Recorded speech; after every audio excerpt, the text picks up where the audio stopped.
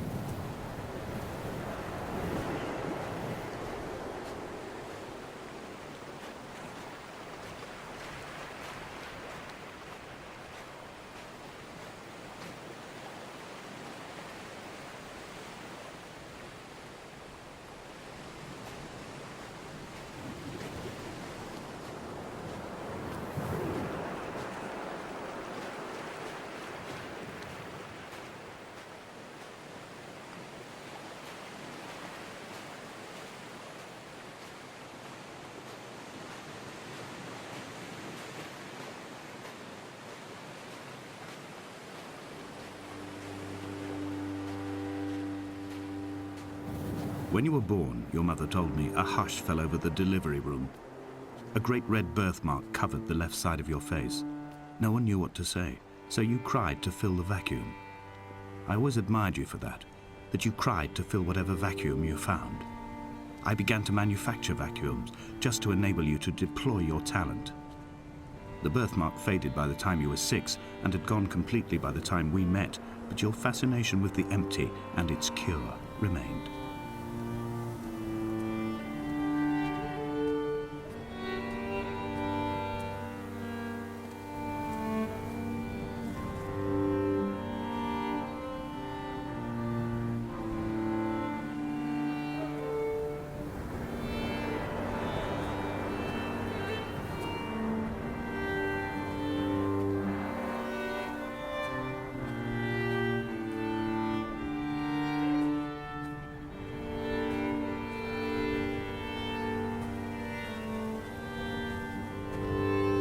Reading Donnelly by the weak afternoon sunlight. He landed on the south side of the island, followed the path to the bay and climbed the mount. He did not find the caves, and he did not chart the north side. I think this is why his understanding of the island is flawed, incomplete. He stood on the mount and only wondered momentarily how to descend, but then he didn't have my reasons.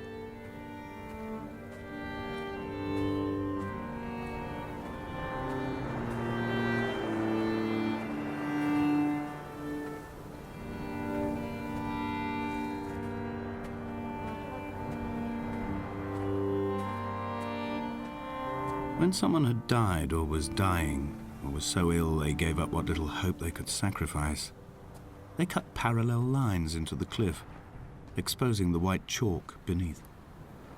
You could see them from the mainland or the fishing boats, and know to send aid or impose a cordon of protection, and wait a generation until whatever pestilence stalked the cliff paths died along with its hosts.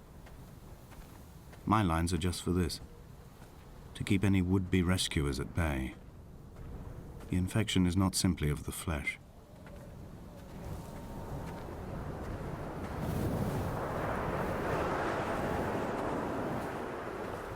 They were God-fearing people, those shepherds.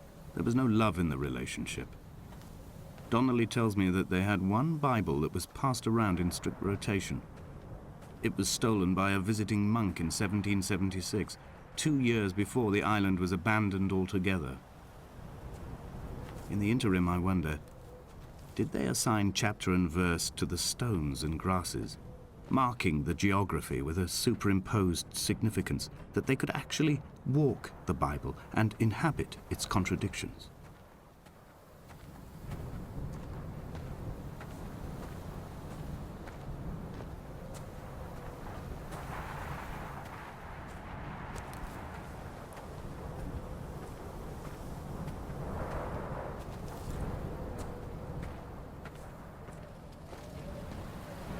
Dear Esther, I met Paul. I made my own little pilgrimage. My Damascus, a small semi-detached on the outskirts of Wolverhampton. We drank coffee in his kitchen and tried to connect to one another. Although he knew I hadn't come in search of an apology, reason or retribution, he still spiraled in panic, thrown high and lucid by his own dented bonnet. Responsibility had made him old. Like us, he'd already passed beyond any conceivable boundary of life.